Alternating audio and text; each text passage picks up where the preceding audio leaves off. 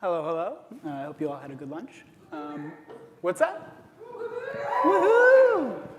You all can just come up and I'll introduce you when you're up here. I think that makes the most sense. Oh,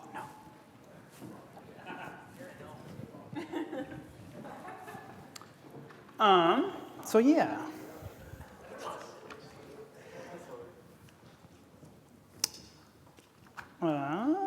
Yeah. So I'm doing great. Thank you for asking. We're very lucky to have an amazing mix of people up here to talk about the topic of this panel, which is advancing image formats. We have, Vitaly, Jason, and Tobin, who you've already met this morning. We also have up here Alice Epping-Knight of Etsy. She'll be speaking this afternoon about how sort of these abstract concepts around image performance actually affect real users. We have Jan, who also works at Cloudinary, sort of on the technical guts of the service, the image processing algorithms, a lot of technical stuff with encoding. He's uniquely suited for this panel because he's developed an image format of his own. He's the co-creator of the FLIF format. We were lucky enough, a late addition. We have Jai, the product manager for WebP at Google, who I was introduced to just before lunch, and welcome to the panel. An amazing last-minute addition, and yeah, Jason, who we've met. So I think what I want to sort of take this time that we have up here together to talk about is how image formats can really be seen as kind of a case study for how the web as a whole moves forward. Over the past 25 years, we've really seen every part of the web stack evolve and change at sort of a pace that, for me, is often kind of hard to keep up with. We had, in the last few years, we've had HTML5, CSS3, ES6, even sort of the core building blocks of the web, like HTTP, are moving forward. We have HTTP2 now. But you have all that progress on one hand. On the other, we have JPEG, GIF, and maybe the one sort of success story in the quarter century of the web is PNG. And so I want to talk about why image formats have been so stagnant and sort of the current flurry of activity around them.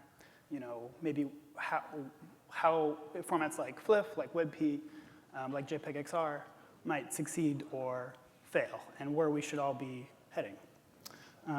So yeah, how does the web move forward? So I want to just sort of start by taking stock of where we're at. Jan, I think you have a pretty good sort of idea of the current landscape of formats. We have, I just want to ask you, we have JPEG, we have GIF, we have PNG. What are the relative strengths and weaknesses of those formats? And why might we need to move beyond them?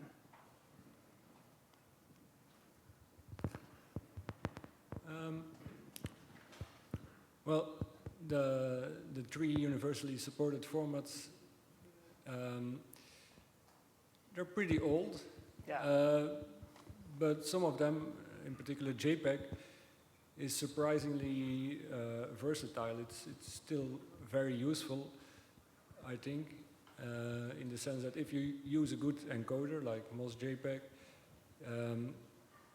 you can get quite reasonable results still. But of course, only for photographic material without transparency.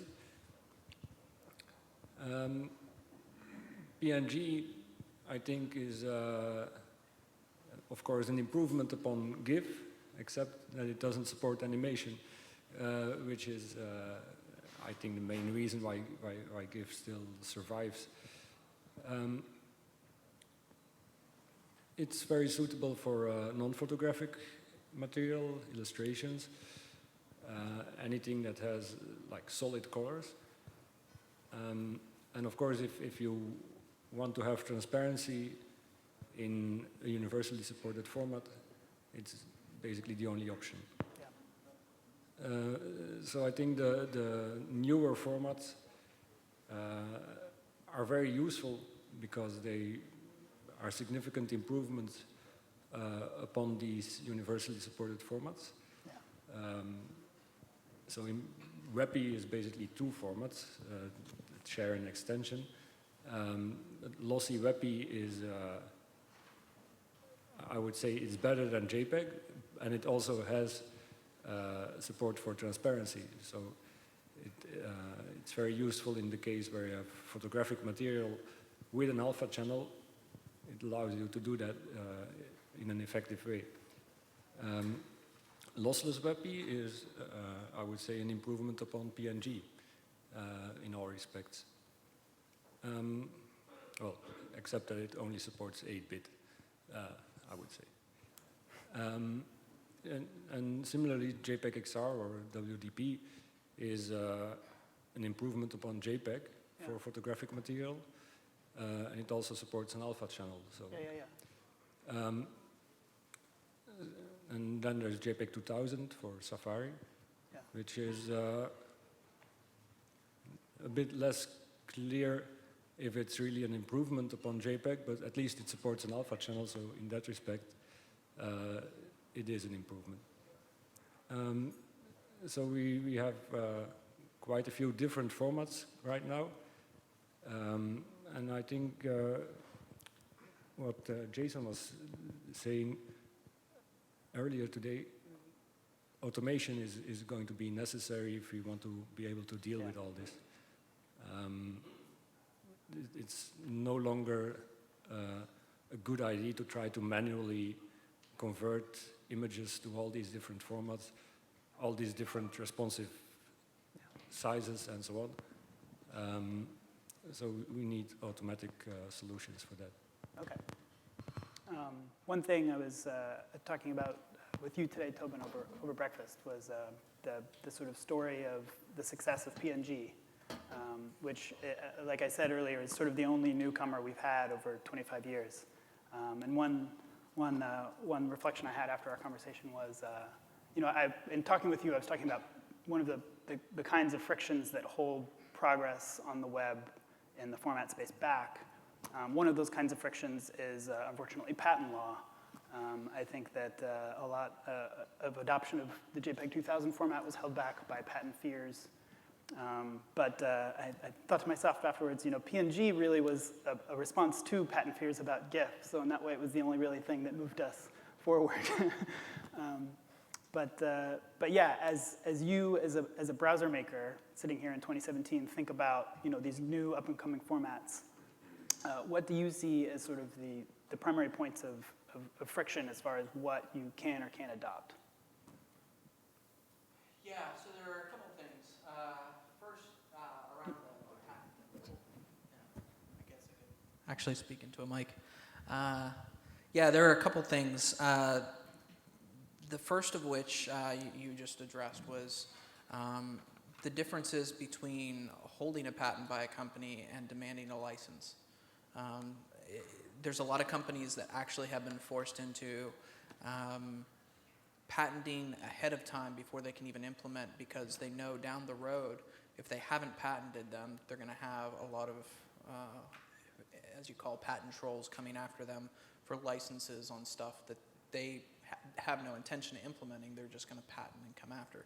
So you see companies that are defensively patenting things just so that they don't end up, designing something that they then can't use. Yeah. So there's a difference between acquiring that patent and then demanding a license for it.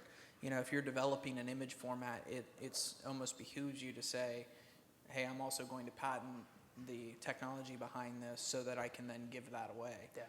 I own it, now I can give it away, versus I don't own it and I hope nobody comes after me. Yeah. So that's one of the encumbrances. The other thing is, and we talked a little bit about this before, but it is standardization. Yeah. It's really important. I know for all of these image formats to actually be standardized. I think about WebP in general, and it's really cool that it's open source, and I love the idea of WebP. It does have some benefits, but not being a standard is kind of a problem. Not being able to point to a standard and say this is the way it should work is important. If somebody's simply saying, oh, here's a standard, here's the source code, but we can change that source code at any time, is a problem. And that's only a problem because we have things like the infrastructure that I talked about in my talk. There's modules out there such as PageSpeed, the PageSpeed module, where it basically do transcoding for you. That's some of the automation that Greg's talked about, where we say, hey, we're going to put an image format out there, and then we're going to transcode it to various options for you, various different formats for you. Well, if you change that source code and then PageSpeed picks that up and starts transcoding to the new format, and we have a browser that doesn't support the changes yet, then we suddenly have broken the web for people. Whereas if it's a standard, then this is the standard for version 1. We can go ahead and iterate and create version 2 if we want, and standardize that down the road once we get to a point where we want to, but we don't break all the people that were on version 1. Yeah. And we can use content negotiation, things like accept WebP1, accept JPEG XR1, Yeah. accept whatever it happens to be. So I'd say those are two really big things. The separation of concerns between actually having a patent and collecting our royalty. I think even Microsoft has done something similar with JPEG XR, where we have patents around that, but we basically provided that, hey, you can go ahead and use this.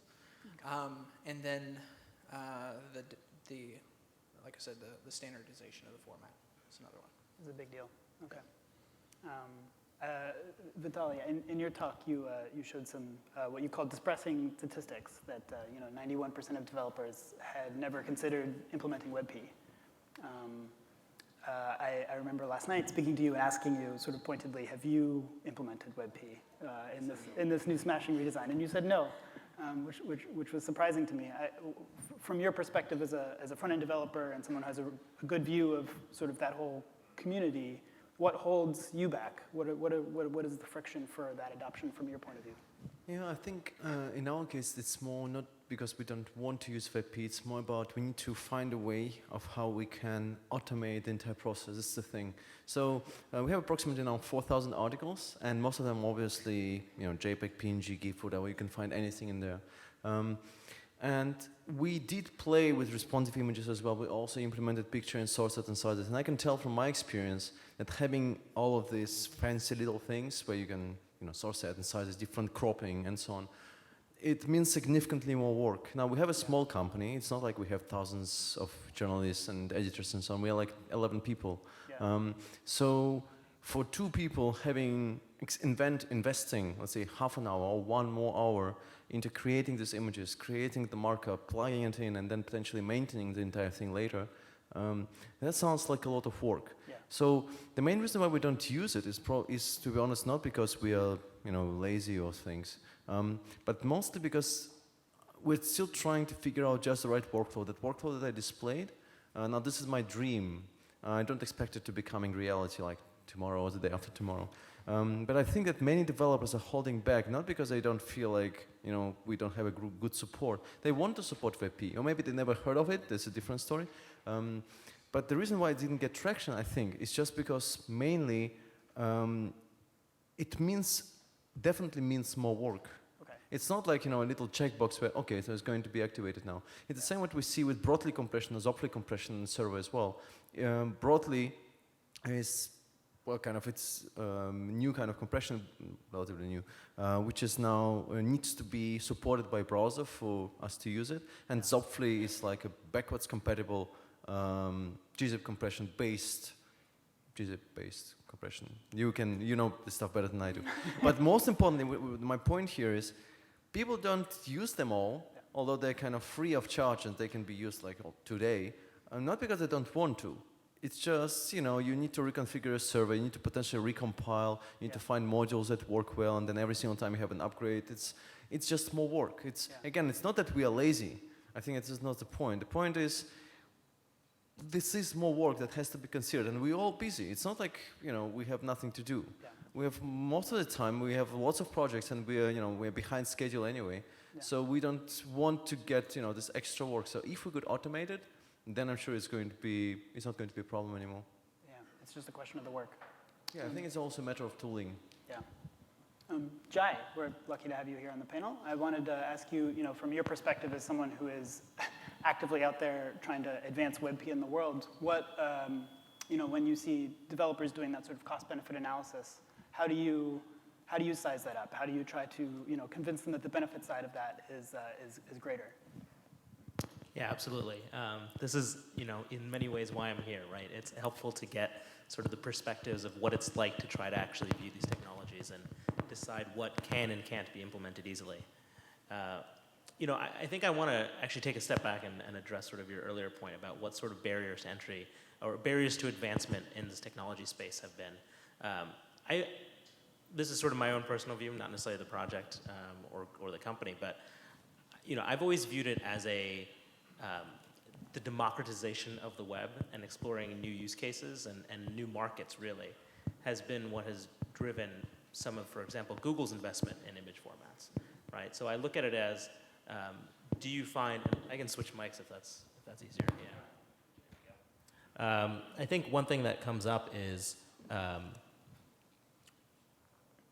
understanding, I guess, where incentives come from for developing new compression technology, right? I think for a lot of folks in this room, you may not actually run into issues using 25-year-old compression formats on a day-to-day basis. You may not feel the responsiveness issues as aggressively as some of the use cases that we've run into at Google as we've expanded into new markets, right? So there are cases in, sort of your classic example countries, India, Indonesia, where ads, for example, and ad images actually cost more in data than they bring in sort of ad revenue throughout the entire ad ecosystem. And so those are cases that really, I think, have started to accelerate the level of interest that sort of Silicon Valley as a whole has on investing in this space. And so I view it from that angle. I think everything that everyone said on the panel is completely accurate about some of the barriers that exist in terms of the IP space, in terms of how you balance standardization versus fast development. But in a lot of ways, I think it's the web really getting out to more people and more experiences that has driven some of the work. Okay. So when I look at it from that perspective, I'm sort of hopeful that there's sort of a general movement towards adoption in a broad scale, because the core demand from the vast majority of web users today and who web users will be in 5 or 10 years from now is going to require better and newer compression formats. Okay. And so there is that part of it where I kind of feel like, okay, my job will probably take care of itself at some point because adoption will happen, whether it's WebP in a Google format or some other new technology that's open and free and works well for the web. That said, I think the sort of way I view this is we're constantly balancing trying to add as much polish as possible and make things as easy as possible with the existing formats for developers who are primarily like folks in this room in many ways. And knowing that the work that happens in Silicon Valley does end up influencing all of those other users and all those other use cases and all those other markets. And so making sure that that experience is as tight as possible from a developer point of view and match that against the need to innovate again and again with creating sort of new formats and deeper experiences. And so, I think exploring new models for how that can happen in the future is really interesting. I think we had a conversation briefly, me and Jan, about WebAssembly and like what that allows for in terms of faster turnaround times.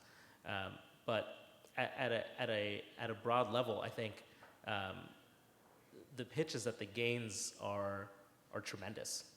I think just having additional data savings for most use cases, even whether it's in markets here or markets abroad, really turns out to be incredibly sizable for the bottom line and for your user experience. And I think we've started to tell that story a little more explicitly. Okay. And I think that's really going to be sort of what wins it. Okay, great. Yeah. Very good point. I just wanted to mention one more thing because I had to think about something. Just a couple of weeks ago, I had a conversation with a couple of developers, and it was very interesting to see that the sense of how we as people, coming on stage and speaking about performance and speaking about images and speaking about the file size, all of it matters. I think it's very different from what you see in real life. I think that in many ways, there is not so much sensitivity for this 20 extra kilobytes or 50 extra kilobytes or even 100 kilobytes. I think that we can't really sell performance because people are really sold on it already. I think that developers know that performance matters. I think it's not really a big deal. anymore. We don't need to make kind of convince them that it's, we should invest into faster websites and so on and so forth. So I think that if we just try to sell a new web format like WebP as, hey, it's going to make your files smaller, I don't think it's going to work, and it probably doesn't really work, as we can see now. So I think what we need to do probably is to provide some sort of tangible benefits. Of we could say, well, use this tool. Again, I'm sorry talking about tools all the time, but because developers are, we're not lazy, but we just like efficient tools, right? So if we can have a tool which will automatically take care of WebP, right, while helping designers, for example, with art direction, or while helping developers with generating that markup and maintaining that markup, right? If we can just embed this feature of generating WebP on the fly, which is going to be, let's say, activated by default, right? I think that in many ways this is going to do much more use to, or going to bring much more value to the web than us trying to convince people that WebP is awesome or any other format is awesome. But of course, at the same time, we also need to make sure that browsers get on board, right? Yeah. So we can't just say, whatever, we don't care. So, I mean, if we could generate all of it and maintain it in like a local scope, so it's just setting off a checkbox somewhere, I think that would bring a tremendous benefit to everybody. Yeah, and talking about there being more concerns than just the file size, I know I was talking to you, Alison, last night about an anecdote where, the image formats exist. We think of this as like a two-party system where there are the browser vendors who have to implement support, and then there are developers who have to, implement support on their websites. But there's, as Tobin pointed out, hardware concerns that happen, and you shared an interesting anecdote about just user behavior constraints that were really unexpected to me. Yeah, I think so. Is this working? No. We'll trade somebody. What did you do? I didn't do anything. Oh. Hello. Oh, thank you. Yeah. So something, right, you were saying we tend to think about this as there's this new format, it needs support from the browsers, and then everybody will be able to benefit from this new faster image format. But that isn't really the full picture. It kind of fails to take into account the more holistic vision of how users interact with images. And it's not simply viewing them on a web page. An example of this coming up in a way that wasn't really expected is that a few years ago, Facebook started using WebPs to display images that users had uploaded for those browsers that supported WebP. Mm-hmm. And they found that users were very upset with this because users downloaded images of their friends hanging out on Facebook, and with WebP, they were able to save that image, but after that, they weren't able to view it because there was no native support for looking at WebPs on their computer. Yeah, I know that happens. That sort of impediment to sharing happens in many different ways. I know that now that Twitter auto-converts GIFs to MP4s, that is a terrible thing for my life, on Slack every day. But in any case, something that Jai, you alluded to in your answer.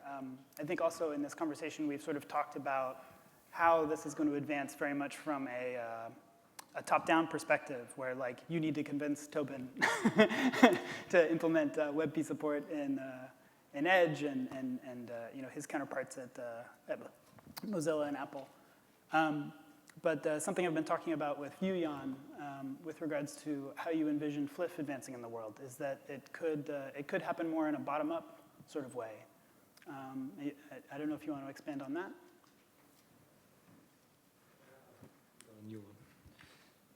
Yeah, I think if we want to have innovation in this space, things like JavaScript and WebAssembly are probably the way forward to experiment with new stuff. And I kind of would like browsers to focus on delivering some kind of core functionality that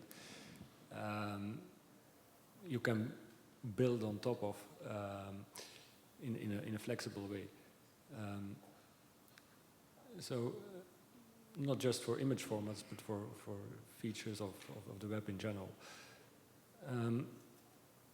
Also, I think currently with responsive images, we have basically resolution is the main thing, image resolution, and then image formats. But I think there are going to be more ways in which we want images to be responsive, like, for instance, color depth. Yeah. The wide gamut displays. For instance, taking into account like battery and network conditions and what trade-offs make sense in the particular conditions of the viewer. So different trade-offs are going to be optimal depending on all of this. And I think client hints are probably the best way to go forward with that, because if we want to do all of this in markup, it's fine if it's just a matter of resolutions. It's getting worse if you have resolutions and formats, but if you have like 4 or 5 different axes of things you want to adapt to, it becomes completely unmanageable. So I think we need servers to be smarter about what to serve to who based on hints, and browsers to be smarter about what to communicate to servers. Yeah. And automation is going to be critical in ensuring that it's not humans who have to produce all this variety of derived images from one source. Yeah. Yeah. Cool. Yeah. One of the things that I'm sort of interested in is obviously this idea of trying to open the ability to create new formats and implement those. There's a lot of problems to that, and again, being the browser guy, I like to think about the problems and think about the physical pieces. Part of shipping a browser means trying to keep your disk footprint down, and so the more code you add, the more security surface you add, the more disk footprint you have, the more memory footprint you have. So, if we just decided, as browsers that we're all going to implement JPEG 2000, we're all going to implement JPEG XR, we're all going to use WebP, we start increasing that surface area, we start increasing the disk footprint. If we start working on image formats in JavaScript or something like that, and we start saying, okay, well, we're going to iterate very quickly, well, as those things work, we start to have code bloat as well, because we have to have branches to support old backwards compatibility, version 1, version 2, version 3, what do we support? We start having to make decisions about how far back do we support? Can we start ripping out code for version 1 once we get to version 8? Code bloat becomes a problem, disk footprint, all these sort of things start to become really problematic. So there's sort of this weird, just like you said, there's this really delicate balance that you have to play in saying, yeah, we want to iterate quickly. Standards tend to be slow, and they tend to make it really hard for you to say, I want to iterate quickly. So we tend to say, we're just going to run off and make changes. And to some degree, that's okay. But as you start putting branches in your code to deal with version 1 versus version 2, and then realize that, for instance, oh yeah, like JPEG XR, we didn't put an accept header in until Edge, once we got Edge, we started sending an accept JPEG XR, and I think you did something similar with WebP. We can get an accept WebP header for a while. And so you can't just use content negotiation based off of the accept header. You also have to have user agent sniffing and things like that to determine what kind of device it is. We actually had a similar problem with that when we put a Chrome token in our UA string and started getting WebP and Edge. So it was an interesting case there. But that sort of that idea of how far back do you support, and when you start having dynamic image, compression techniques coming in and say, okay, well, we're going to implement WebAssembly. We also have to realize that, you have this whole, plethora of, you've got the content that's going to be coming. The transcoders might be able to support as many formats as you want on the server side, but then small devices then have to have the disk footprint available. And, we've already seen complaints where some devices would come out and say, we're a 32 megabyte device, or 32 gigabyte worth of space on your device, but only 16 gigabytes of that is usable because your disk footprint's too big. When we start talking about saying, let's throw all these decoders down to handle multiple versions of multiple, formats, then it becomes a problem as well. Yeah, for sure. I don't want to leave you out of the fun, Jason, so I wanted to in your talk, you sort of touched on some ways that developers can actually start to offer up multiple different formats now, both client hints and picture. I wanted to ask you, have you used those personally in projects? Have you had clients or colleagues use those? And what has your experience been with that directly? I think, so one barrier that we haven't talked about yet, which is actually a barrier that I ran into as I started, I got really excited. So first off, we are using responsive images standards in our projects, but we haven't been doing stuff with multiple image formats yet. Okay. And one of the barriers that I ran into was simply, before I get to the point of wanting to automate it or put it on a server or something like that, I just wanted to mess around with it, right? I just wanted to open up an image and save it out of Photoshop as a JPEG 2000 or as a WebP or those sorts of things. And there are plugins, but they're crap. Yeah.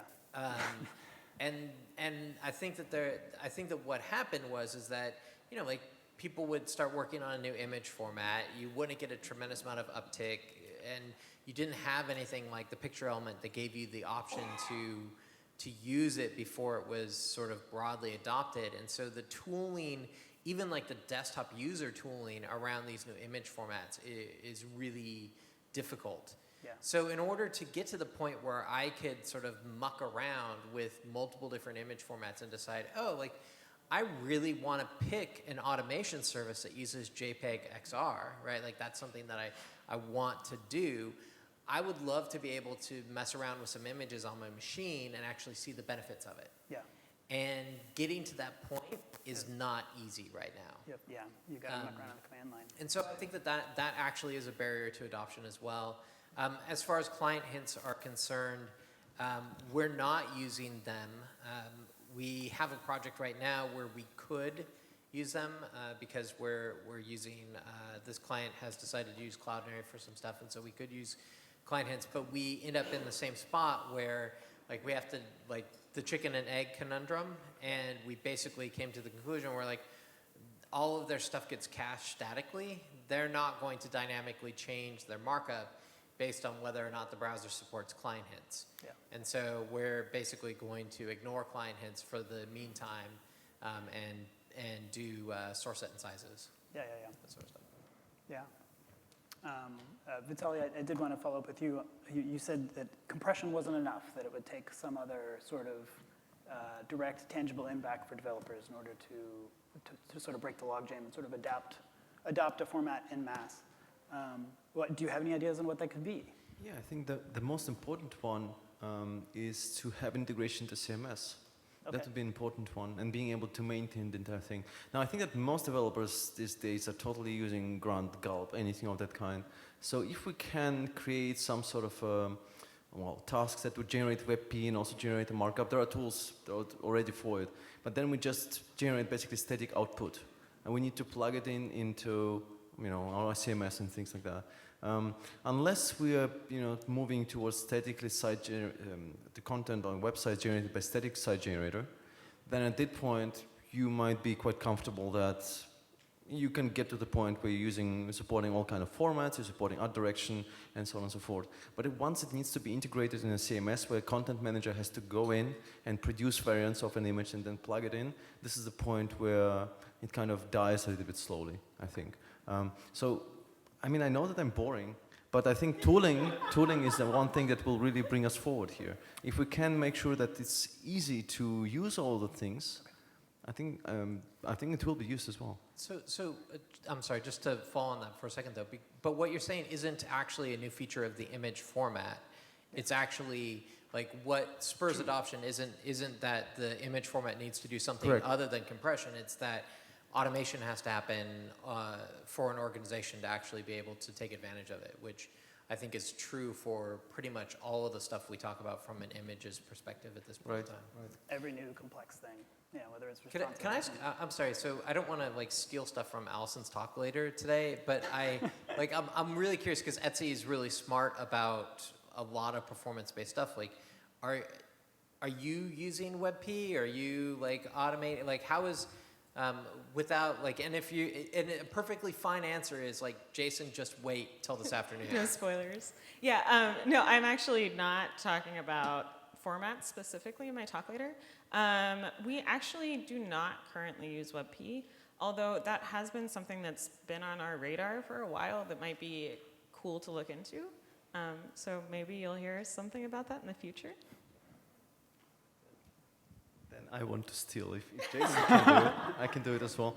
I think, well, to be perfectly honest, I think that when we talk about image formats, for many developers, it's going to be like, okay, so image formats, we're going to like, we don't want to wait another, I don't know, 5, 6, 7 years until a new format kicks in, or until we get a proper support in all browsers for that one thing that, like, for example. And what I'm more curious about at this point, I mean, don't get me wrong, I really respect a lot of work that goes into creating formats and everything, but from the developer's perspective, what I would advocate is, what is important for me to know now is, okay, I have 4K displays, I have 5K displays, I potentially will have to deal with 8K displays, although I hope, you know, but you never know. This is a huge resolution I'm talking about here. What am I supposed to do as a developer? What would be my strategy to actually make sure that all these images are prepared, that my website doesn't look like, okay, bad, on the user's machine, whether they are on a low, like non-retina at all, like really low resolution screen, or if they're on a large TV screen. Now, the main difference, of course, between a TV screen and a small, and let's say desktop screen, is the viewing distance. And you probably can read out DPR, I don't know what the 8K displays do. But I'm really curious, what would or should be my strategy? I can't just create 20 images, or should I create 20 images, following like every 20 kilobyte step, as Jason said? Would it be like, and then I'm going to end up with huge, massive markup, if I want to support WebP as well, and you know, JPEG 2000 and XPR, then yeah, my HTML will totally blow up. If I have, let's say, a product page which contains 20 images, that would probably increase the size of my HTML. What should we do as developers?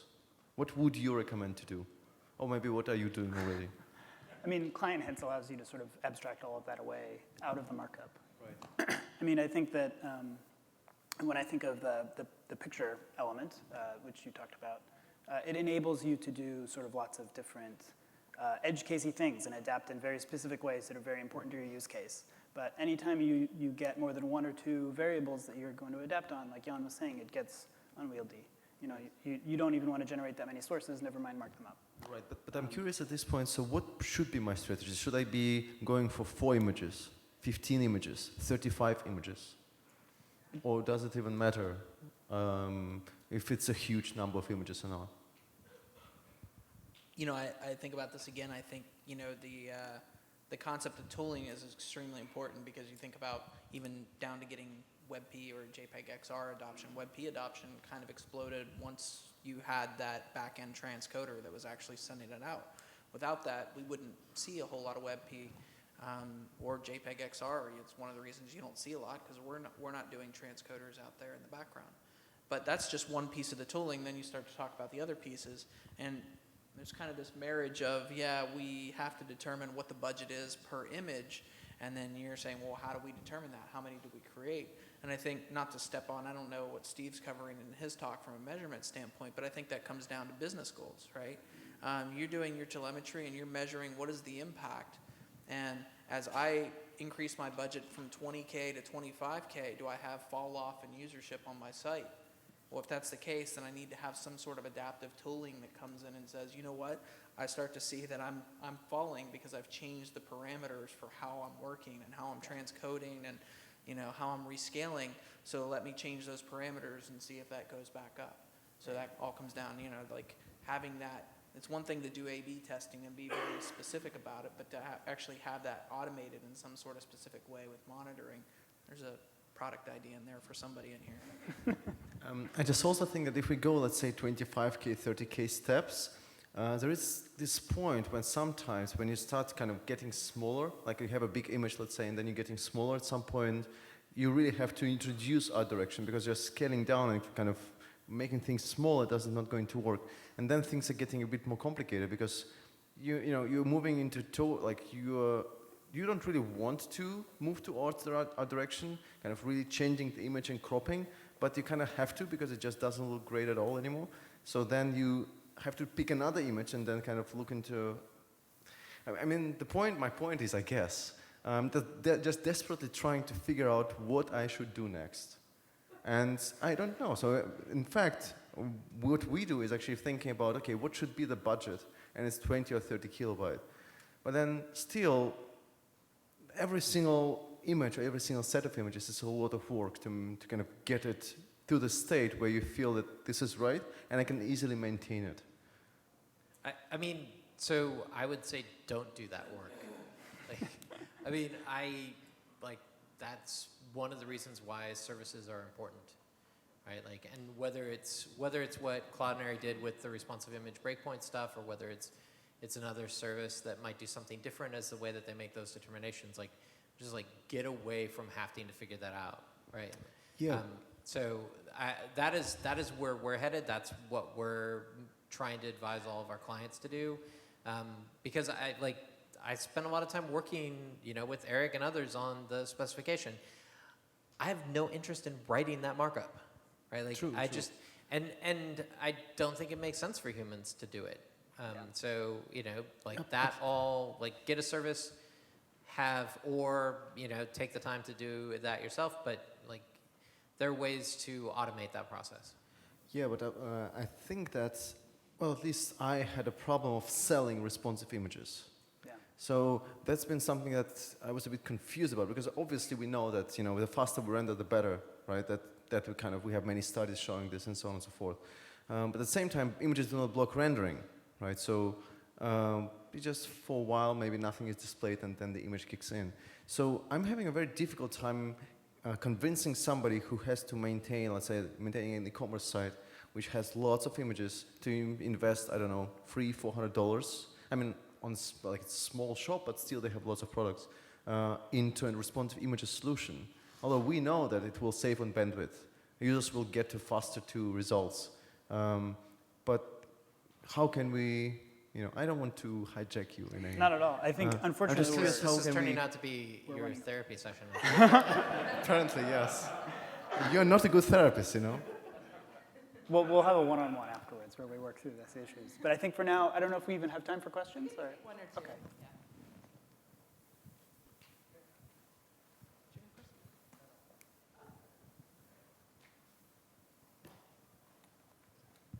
Hi, I know we've been discussing WebP quite a bit, so I'm going to ask the PM on it. I'm sorry, I forget your name.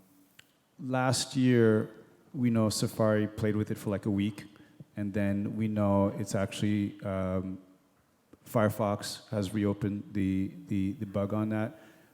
Would you have any information as to what's going on there? Yeah, it is always an interesting position to be, I'm part of the WebP team, but technically part of Chrome as well. And so my ability to comment on other browsers is fairly limited. I think one thing I will say is we've been in fairly active discussions with the Firefox folks. And obviously their stuff is essentially out in the open, right? They're tracking in a public bug.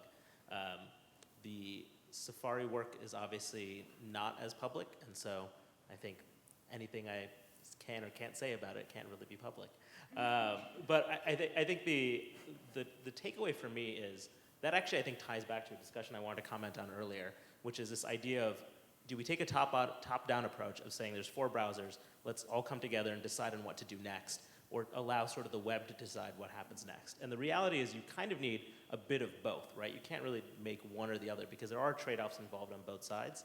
And I think it's interesting to be an open source project within Google, because Google as a company is very well positioned in a lot of ways to be aggressively top down, right? There's a lot of things we could mandate, and even sort of benevolently, like there's a lot of information we could provide, for example, that might comment on some of the discussions you were having about how best to do responsive web work. But at the same time, sort of the harder you put content out, or the more aggressively you put material out, the more you end up stifling discussion and sort of an organic growth of an ecosystem.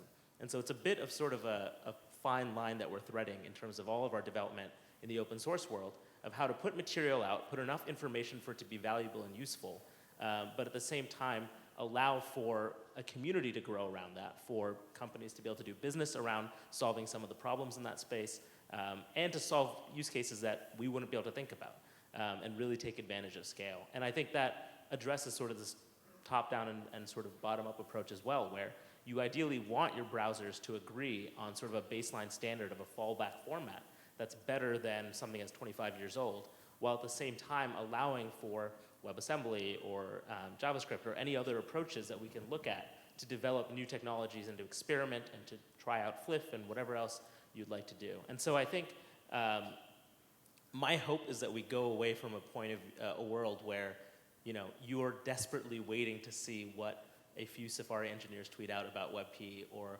whether or not, you know, one committer on the Mozilla side is going to open up a bug, or whether you hear back from a Chrome engineer, right? I mean, I think it's a universal problem across all the browsers that being a gatekeeper does block some things, and at the same time, trust that we are working very hard in order to try to raise what that floor is, so that you do have some certainty that things will just work in the worst case scenario, or that if you're allowed to experiment with some new formats, but your baseline case is in fact getting better over time and not stagnated from the 90s. So we're working on it, is all I can say. Awesome. Great stuff. And that is about the time for the panel. Give these guys a great big hand. That was awesome stuff.